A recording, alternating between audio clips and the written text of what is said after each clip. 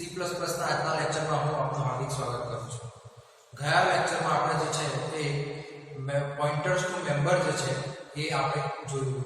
હવે આજે જે છે એ આપણે ત્રીજો યુનિટ કન્સ્ટ્રક્ટર અને ડિસ્ટ્રક્ટર જે છે એ ચાલુ કરવાનું છે.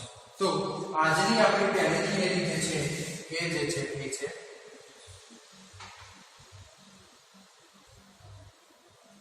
કન્સ્ટ્રક્ટર. તો સૌથી પહેલા આપણે જોવાનું છે કે કન્સ્ટ્રક્શન છે શું. તો કન્સ્ટ્રક્શન જે છે એ કન્સ્ટ્રક્ટર એ શું છે? તો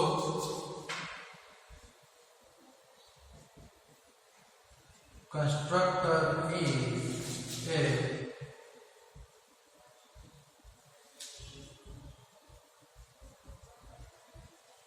member function of class.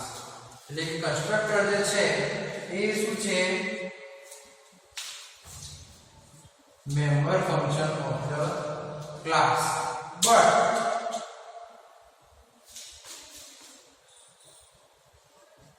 it is called a special member function because it has same name as a class. એટલે કે આપણું જે કન્સ્ટ્રક્ટર છે એ કન્સ્ટ્રક્ટર જે છે એ સ્પેશિયલ મેમ્બર ફંક્શન જે છે એ સ્પેશિયલ મેમ્બર ફંક્શન તરીકે ઓળખવામાં આવે છે કારણ કે because it has the same name as a class. એટલે કે ક્લાસનું જે નામ હશે એ જ નામ આપણા મેમ્બર ફંક્શનનું હશે. એટલે કે it called as a member function, special member function. કયો? Special member function because it has the same name as a class. એટલે કે એમને જે છે એ સ્પેશિયલ મેમ્બર ફંક્શન તરીકે ઓળખવામાં આવે છે. કેમ? કારણ કે કન્સ્ટ્રક્ટર જેનું નામ જે છે એ ક્લાસનું નામ હોય એવી રીતનું નામ છે, અથવા તો ક્લાસનું જે નામ હોય એ જ કન્સ્ટ્રક્ટરનું નામ હોય. ઓકે. પછી બીજી વસ્તુ કે like other function, constructor cannot call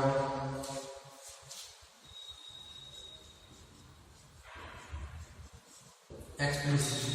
એટલે કે બીજા મેમ્બર ફંક્શન ની જેમ like other member function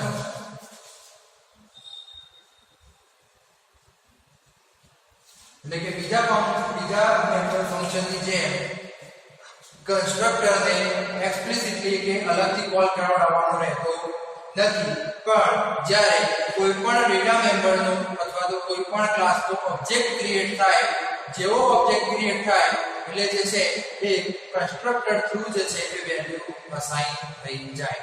એટલે કે constructor is used to construct the values. Okay. એટલે કે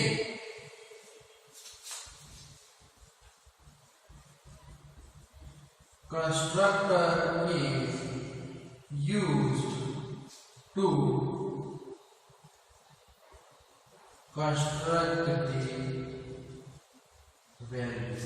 એટલે કે કન્સ્ટ્રક્ટર જે છે એ કન્સ્ટ્રક્ટરનો ઉપયોગ જે છે એ શેના માટે થાય છે?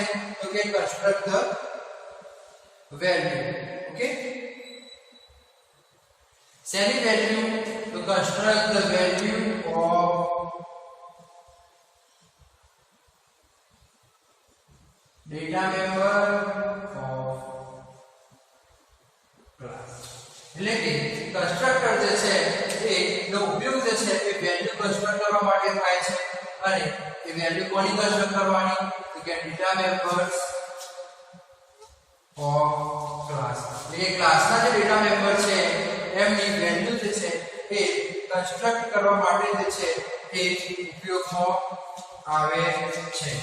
construct the value, okay, of the data member. પણ ક્યારે?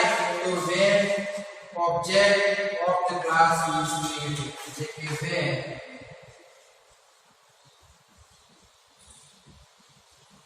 object of class is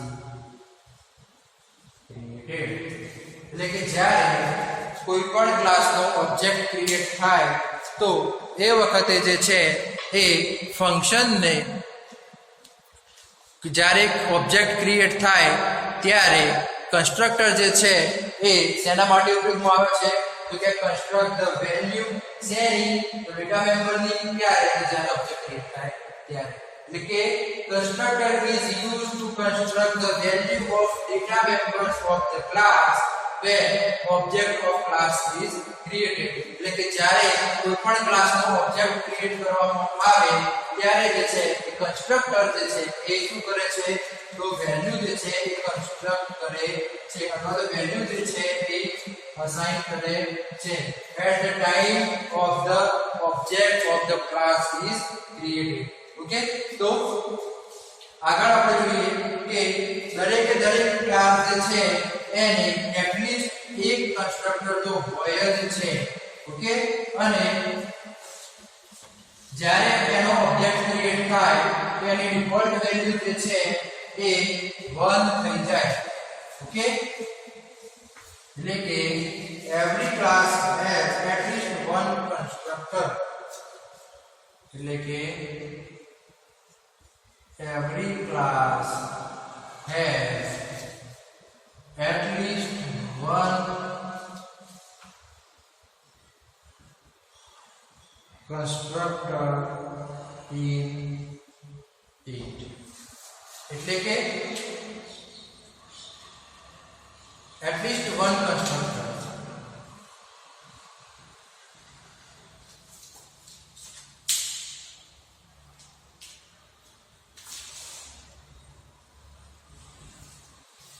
એટલે કે મિનિમમ એક કન્સ્ટ્રક્ટર તો હોય છે. અને if you do not define any constructor in the class then it's automatically created. એટલે કે if you not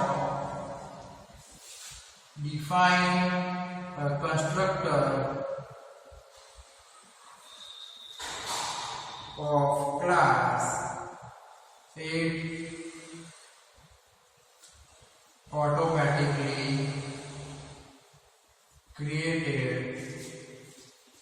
when object of data member is created. એટલે કે જ્યારે કોઈ પણ ડેટા મેમ્બરનો ઓબ્જેક્ટ ક્રિએટ કરવાનો હોય ત્યારે જે છે એ જ્યારે આપણે કોઈ ડેટા મેમ્બરનો ઓબ્જેક્ટ ક્રિએટ કરવાનો હોય ત્યારે જે છે એ કન્સ્ટ્રક્ટર ઓટોમેટિકલી ક્રિએટ થઈ જાય છે.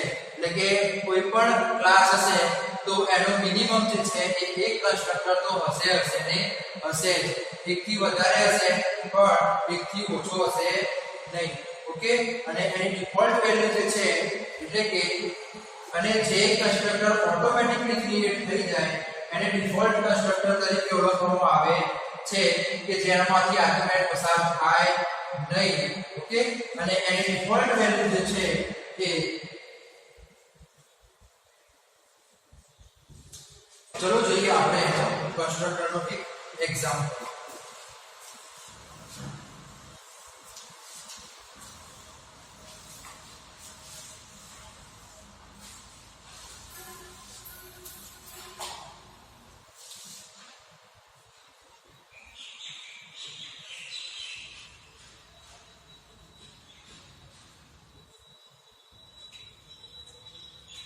તો આપણે એક ક્લાસ લઈએ છીએ.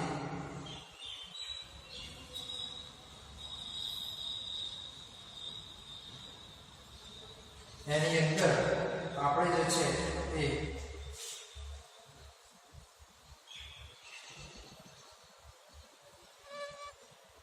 બે પેલા વેરિયેબલ લઈએ છીએ. એક છે ઇન્ટીજર હાઇટ અને ઇન્ટીજર width. હવે જે છે એ ખાસ યાદ રાખજો કન્સ્ટ્રક્ટર જે છે એ હંમેશા પબ્લિક જ હોય. ઓકે, પછી જે છે એ રેક્ટેંગલ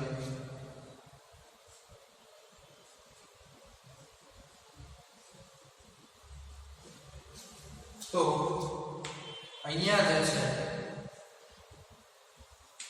એ આ જે ક્રિએટ કર્યું છે એને કહેવાશે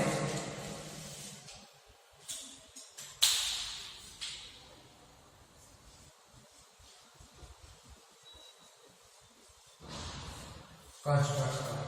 ઓકે, અને તમે જે છે એ જોઈ શકો છો કે ક્લાસનું નેમ અને નેમ ઓફ ધ કન્સ્ટ્રક્ટર બંને જે છે એ કેવા છે? સેમ ટુ સેમ છે.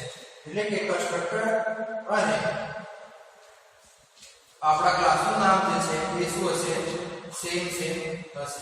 ઇવન આપણે જે છે એ કન્સ્ટ્રક્ટરને આઉટસાઇડ ઓફ ક્લાસ પણ ડિક્લેર કરી શકીએ છીએ. એટલે કે આપણે એ વસ્તુ ખાસ નોંધવા જેવી છે કે we can declare a constructor outside of class.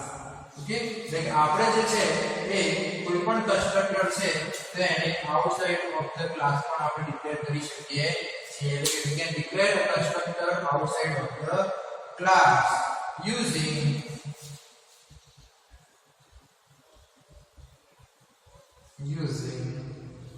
scope resolution operator. એટલે કે સ્કોપ રિઝોલ્યુશન ઓપરેટર જે છે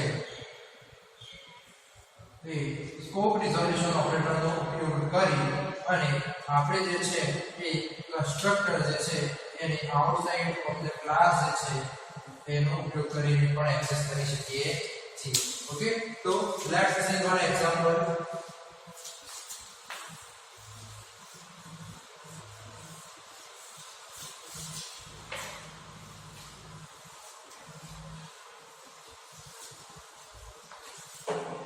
તો અહીંયા જે છે એ આપણે એક ક્લાસ લઈએ છીએ.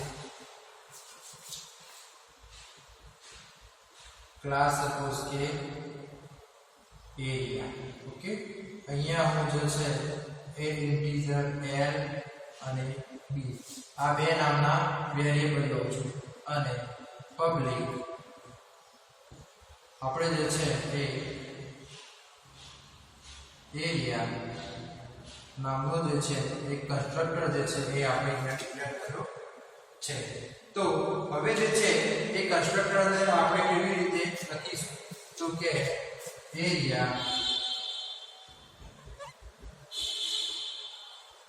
એની અંદર લખીશું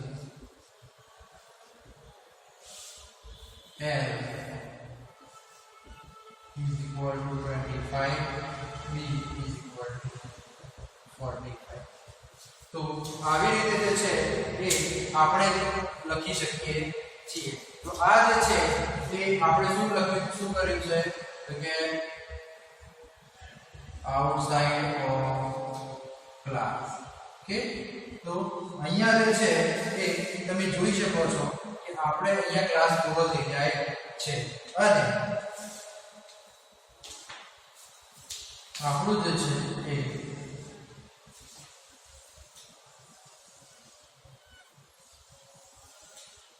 આ જે છે એ આપણું શું છે? કન્સ્ટ્રક્ટર.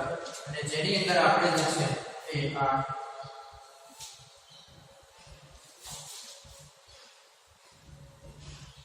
scope resolution operator નો ઉપયોગ કર્યો છે. and it's called as a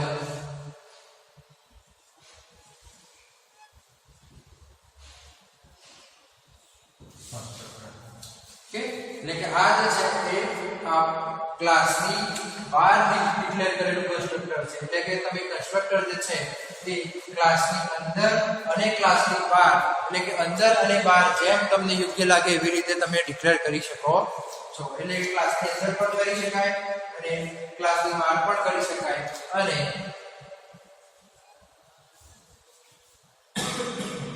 જ્યારે તમે એરિયા એ આવી રીતે કોઈ પણ ઓબ્જેક્ટ ક્રિએટ કરો એ વખતે જે છે એ ઓટોમેટિકલી જે આપણું કન્સ્ટ્રક્ટર જે છે ઇન્વોક થાય અને જે છે એ વેલ્યુ જે છે કન્સ્ટ્રક્ટ થવાનું ચાલુ થાય પણ કન્સ્ટ્રક્ટરનો મેઇન એમ જ છે કે constructor construct the value of the data vector when object of the class is created એટલે કે આ જે ઓબ્જેક્ટ ઓફ ક્લાસ જે છે એ ક્રિએટ થયું એટલે આપણું કન્સ્ટ્રક્ટર જે છે એ ઇન્વોક થાય ઓકે હવે જોઈએ આપણે અને હવે આપણે જોવાનું છે એની કેરેક્ટરિસ્ટિક ઓકે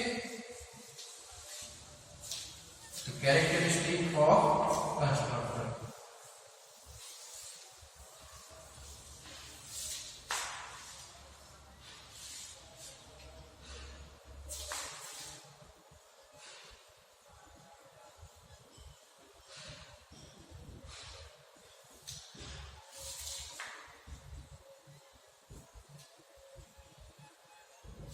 તો પહેલી કેરેક્ટરિસ્ટિક છે કે ફંક્શન જે છે એ ઓટોમેટિકલી અથવા તો ઇટ્સ કોલ ઓટોમેટિકલી ઓકે એટલે સૌથી પહેલી કેરેક્ટરિસ્ટિક છે કે it's call automatically when object of class is created એટલે કે જ્યારે આપણે કોઈ પણ ક્લાસનો ઓબ્જેક્ટ ક્રિએટ કરીએ એટલે જે કન્સ્ટ્રક્ટર છે એ ઓટોમેટિકલી કોલ થઈ જાય છે ઓકે બીજી વસ્તુ it does not return a value એટલે કે બીજું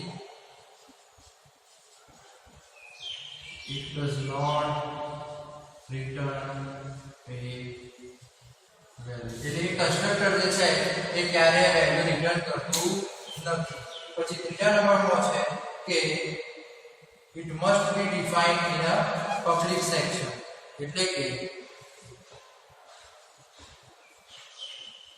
it must be defined in a public section એટલે કે કન્સ્ટ્રક્ટર જે છે એ હંમેશા પબ્લિક સેક્શન ની અંદર ડિક્લેર કરવામાં આવે છે એના પછી છે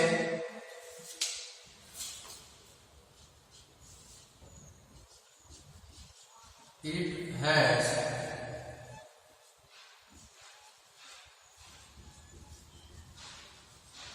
default argument એટલે કે જે કન્સ્ટ્રક્ટર જે છે એને ડિફોલ્ટ આર્ગ્યુમેન્ટ્સ હોય છે એના પછી જે છે એ ઇનહેરિટન્સ જે છે એ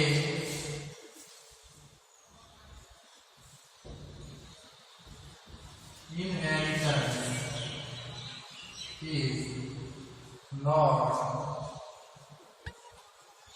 applicable to constructor એટલે કે કન્સ્ટ્રક્ટર જે છે એ કોઈ દિવસ ઇનહેરિટ કરી શકાય નહીં એટલે કે એની પ્રોપર્ટી બીજામાં વાપરી શકાય નહીં અને last it can not virtual એટલે કે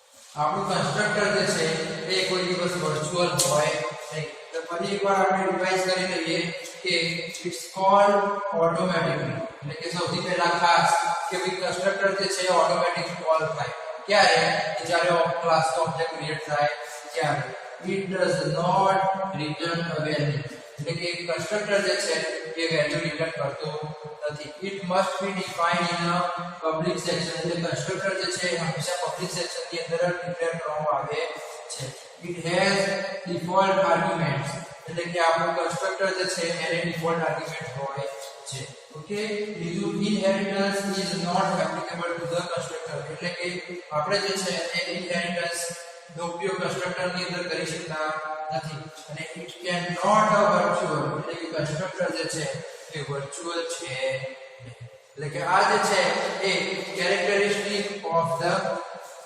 કન્સ્ટ્રક્ટર છે તો આ 6 પ્રકારની કેરેક્ટરિસ્ટિક છે મોસ્ટ આઈએમપી એક્ઝામ ની અંદર પૂછાય છે તો આ વસ્તુ તમારે ખાસ તૈયાર કરી દેવાની રહેશે કે it's called automatically when object is created okay it does not return a value it must define in a public section it has a default argument inheritance is not applicable to the constructor and it cannot a virtual okay અને છેલ્લે જે છે એ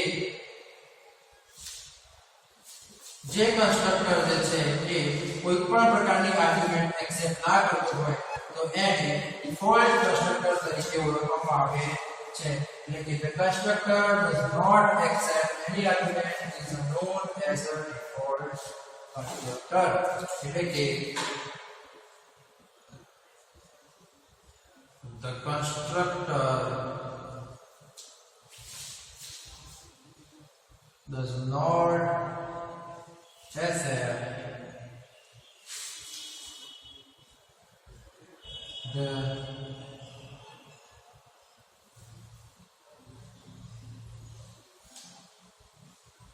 any argument is known as default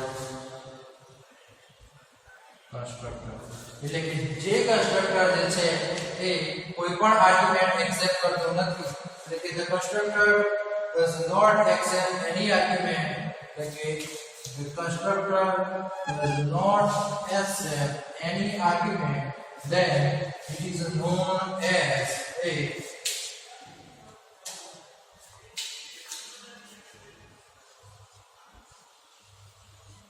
default constructor default constructor એટલે કે એવું constructor કે જે પોતાની અથવા તો કોઈ પણ આર્ગ્યુમેન્ટ જે છે એ એક્સેપ્ટ કરતો નથી ઓકે સાથે કન્સ્ટ્રક્ટરના ડિસએડવાન્ટેજ એ છે કે જેટલી વાર પણ ઓબ્જેક્ટ ક્રિએટ કરવામાં આવે એટલી વાર જે છે એ હંમેશા એ ઇન્વોક થાય છે એટલે કે જેટલી વાર આપણે ઓબ્જેક્ટ ક્રિએટ કરીએ છીએ તે ક્લાસમાં એટલી વાર જે છે એ કન્સ્ટ્રક્ટર કોલ થાય અને કન્સ્ટ્રક્ટર જે છે ઇન્વોક થાય બીજી વસ્તુ કન્સ્ટ્રક્ટર કોઈ પણ ઓબ્જેક્ટ અથવા તો ક્લાસના ગમે તેટલા ઓબ્જેક્ટ ક્રિએટ કરવામાં આવે એની ડિફોલ્ટ વેલ્યુ જે છે કોઈ દિવસ ચેન્જ થાય અને ડિફોલ્ટ વેલ્યુ જે છે એ બધા ઓબ્જેક્ટ માટે સેમ રહેશે એટલે કે કન્સ્ટ્રક્ટરને જે છે એ એના એડવાન્ટેજ છે કે જ્યારે આપણે ડિફોલ્ટ કન્સ્ટ્રક્ટર અથવા તો કન્સ્ટ્રક્ટર કોલ કરીએ તો જેટલા પણ ઓબ્જેક્ટ આપણે જેટલી વાર ઓબ્જેક્ટ ક્રિએટ કરીએ એટલી વાર જે છે કન્સ્ટ્રક્ટર કોલ થશે અને બીજી વસ્તુ કે કન્સ્ટ્રક્ટર જે છે એ એની વેલ્યુ ડિફોલ્ટ વેલ્યુ જે છે ચેન્જ થશે નહીં ઓકે તો હું આશા રાખું છું કે આજના લેક્ચરમાં આપને ખબર પડી હશે